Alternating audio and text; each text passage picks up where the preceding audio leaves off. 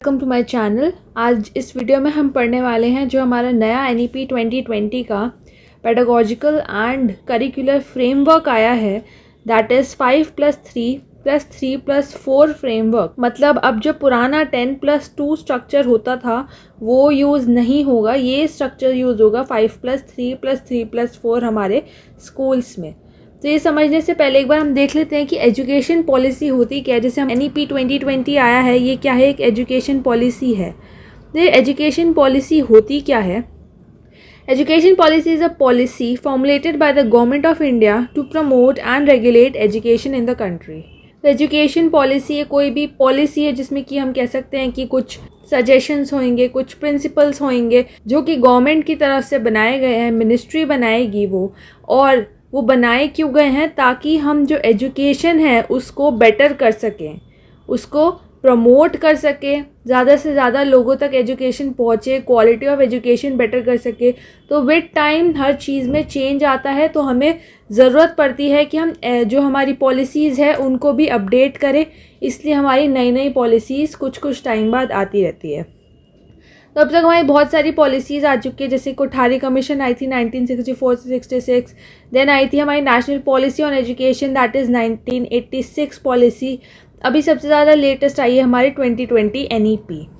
जो 1986 पॉलिसी थी उसने हमें दिया था 10+2 स्ट्रक्चर स्कूल्स का, पर अभी NEP 2020 ने आके चेंज कर दिया है 5+3+3+4 स्ट्रक्चर।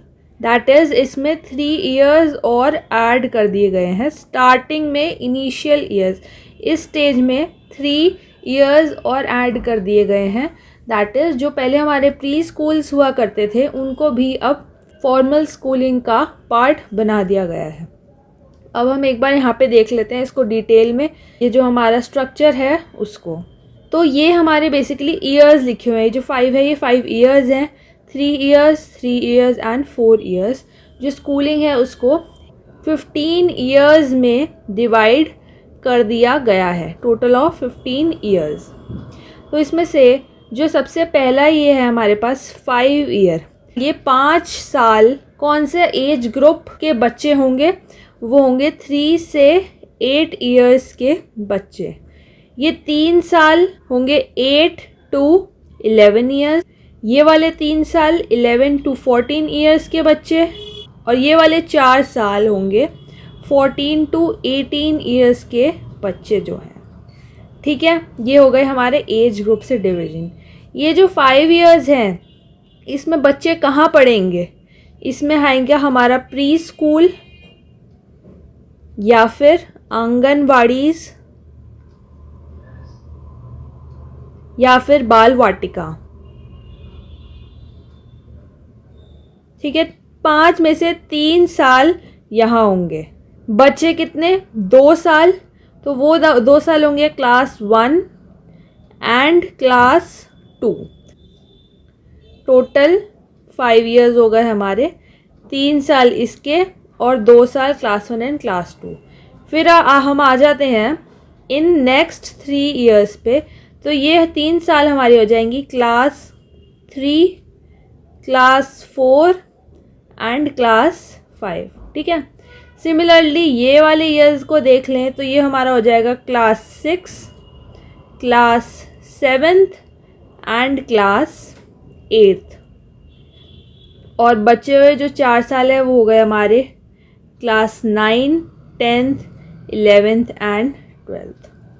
ठीक है, इतना समझ आ गया कि जो 5+3+3+4 है बेसिकली ईयर्स डिनोट कर रहा है कि कितने साल किस एज ग्रुप के बच्चों को दिए जाएंगे। जैसे कि ये 5 साल 3 to 8 ईयर्स के बच्चे, then next 3 years 8 to 11 years के बच्चे, then next 3 years 11 to 14 years and next 4 years 14 to 18 years. इस कौन सी क्लासेस में बच्चा पढ़ेगा वो भी यहाँ पर मैंने बता दिया है। जो हमारी स्कूलिंग है वो 4 स्टेजेस में रीस्ट्रक्चर कर दी गई है। 4 स्टेजेस हैं, foundational, preparatory, middle and school.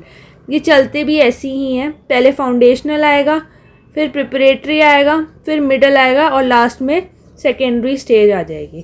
तो इन स्टेजेस को एक बार देख लेते हैं ढंग से। फर्स्ट फाउंडेशनल स्टेज आएगी हमारी फर्स्ट स्टेज है। इसमें हमारे जैसे कि मैंने बताया कि इसके जो 5 साल हैं वो फर्दर 3 इयर्स और 2 इयर्स में डिवाइडेड हैं, जिसमें कि 3 साल हो सकते हैं आंगनवाड़ी, बाल वाटिका या फिर प्री स्कूल के, और जो 2 साल है वो होगा क्लास 1 एंड क्लास 2 के। ओवरऑल इसमें एज क्या आती है 3 to 8 इयर्स।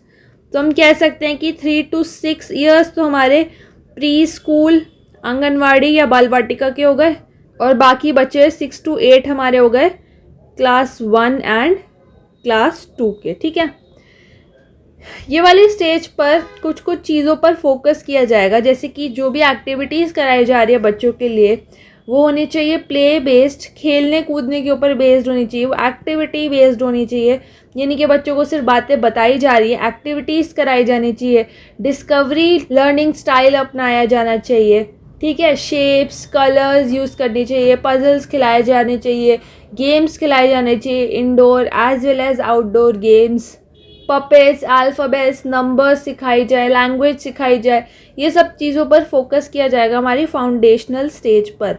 2 बेसिक चीज़ देखेंगे, foundational numeracy and foundational literacy. Foundational numeracy मतलब कि जो बेसिक अर्थमेटिक मैथमेटिकल ऑपरेशंस होते हैं वो बच्चे को करने आ जाए, और लिटरेसी मतलब कि बच्चे को पढ़ना लिखना आ जाए, कोई भी लैंग्वेज में रीडिंग राइटिंग ये सब चीज़ें वो करना शुरू कर दे।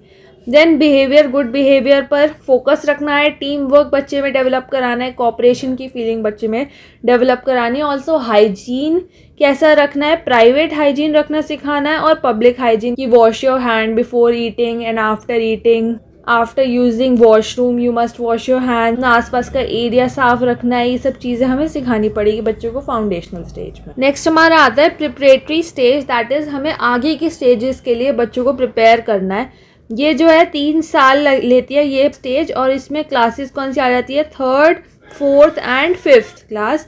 एज ग्रुप जो इसमें इन्वॉल्व है वो है 8 to 11 ईयर्स का। इसमें भी बच्चों को हमें डिस्कवरी मोड से पढ़ाना है, प्ले के थ्रू पढ़ाना है, एक्टिविटीज़ के थ्रू पढ़ाना है, क्लासेस को इंटरैक्टिव रखना है, बोरिंग नहीं रखना है बिल्कुल भी, ताकि बच्चे का पूरा इंटरेस्ट रहे पढ़ने में। इसमें हमको रीडिंग, बच्चे को पढ़ना आए, बोलना आए, उसकी फ़िज़िकल एजुकेशन पे ध्यान देना, और मैथ्स और साइंस, ये चीज़ें हैं 5 मेन जिस पे फोकस रखना है हमें प्रिपरेटरी स्टेज में। नेक्स्ट आती है हमारी मिडिल स्टेज, जो कि होती है 6th, 7th और 8th क्लासेस के लिए। एज ग्रुप इसमें आ जाता है 11 to 14 ईयर्स का। इसमें बच्चों पे ये ध्यान रखना है कि जो चीज़ें हम उसको पढ़ा रहे हैं, जो सब्जेक्ट्स उसको पढ़ा रहे हैं, हमें उसको एक्सपीरियंशियल लर्निंग करानी है उन सब्जेक्ट्स की। दैट मीन्स एक्सपीरियंस के थ्रू पढ़ाना है, ये नहीं कि बस बुकिश नॉलेज दे दी है, बस थ्योरीज पढ़ाए जा रहे हैं और सामने एक्चुअली कुछ करवा नहीं रहे हैं। अगर बच्चे को, जैसे अगर आप प्लांट्स के बारे में पढ़ा रहे हैं तो उनको जाके ले जाइए एक्चुअल गार्डन में, और वहाँ पर उनको दिखाइए कि प्लांट होता कैसे, उसके अलग अलग पार्ट्स क्या होते हैं, ना कि सिर्फ बुक में जो डायग्राम बना हुआ है उससे। खुद से वो एक्सपीरियंस ले प्लांट का, वहाँ पे जाकर स्टडी करे। इस टाइप की हमें लर्निंग करानी है, खुद से उसको एक्सपीरियंस मिले। The thrust for this level is subject oriented pedagogy learning style. Thrust means focus हमें किस चीज़ पे करना है कि जो भी पेडागोजी है बच्चे की, जो भी सब्जेक्ट है बच्चे का, उससे रिलेटेड हमको लर्निंग स्टाइल बच्चे के लिए यूज़ करें। जैसे साइंस अगर पढ़ा रहे हो तो एक्सपेरिमेंट्स करवाओ, क्योंकि उसका पेडागोजी स्टाइल साइंस का है, through experimentation. Then last stage हमारी आ जाती है सेकेंडरी स्टेज। ये स्टेज होती है 9th, 10th, 11th, 12th के बच्चों के लिए होती है। फर्दर 2 में डिवाइडेड होती है, that is 9th and 10th and 11th and 12th। Age group involve इसमें होता है 14 to 18 ईयर्स के बच्चे। इसमें हम एक मल्टी डिसिप्लिनरी अप्रोच अपनाते हैं, फ्लेक्सिबिलिटी रखते हैं सब्जेक्ट्स के लिए। स्टूडेंट के पास चॉइस होती है कि उसको किस टाइप के सब्जेक्ट चूज़ करना है। हमारे एनईपी में अब ऐसा नहीं रहा है कि साइंस के स्टूडेंट हैं तो कोई आर्ट्स का सब्जेक्ट नहीं ले सकता है। फुल फ्लेक्सिबिलिटी है अब, जिसका जो मन करे, जो सब्जेक्ट पढ़ने का मन करे वो चूज़ कर सकते हैं। क्रिटिकल थिंकिंग पे फोकस किया जाता है, बच्चे की प्रॉब्लम सॉल्विंग एबिलिटी पे भी फोकस किया जा रहा है, ठीक है, और स्ट्रॉन्ग एब्स्ट्रैक्ट कॉन्सेप्ट्स बनाए जाएंगे।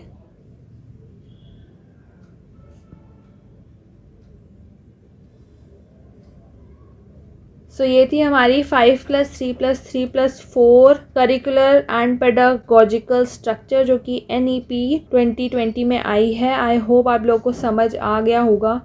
Thank you for watching this video. अगर पसंद आई है तो लाइक कर दीजिएगा, शेयर कर दीजिएगा और सब्सक्राइब भी कर दीजिएगा चैनल को।